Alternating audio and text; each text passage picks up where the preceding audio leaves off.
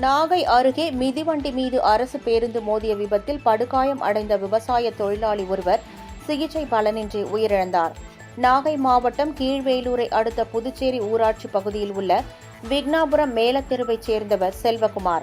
விவசாய தொழிலாளியான இவர் தனது வீட்டிலிருந்து பொருட்கள் வாங்க தேவூருக்கு மிதிவண்டியில் சென்று கொண்டிருந்தார். அப்போது இலுப்பூர் சத்திரம் பகுதியில் திருத்துறைப்பூண்டியிலிருந்து நாகை நோக்கி சென்ற அரசு பேருந்து ஒன்று மிதிவண்டி மீது மோதியது.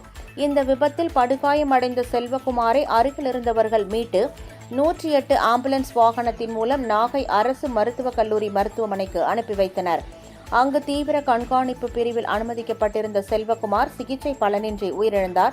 இந்த விபத்து குறித்து கீழ்வேலூர் போலீசார் வழக்கு பதிவு செய்து விசாரணை மேற்கொண்டு வருகின்றனர்.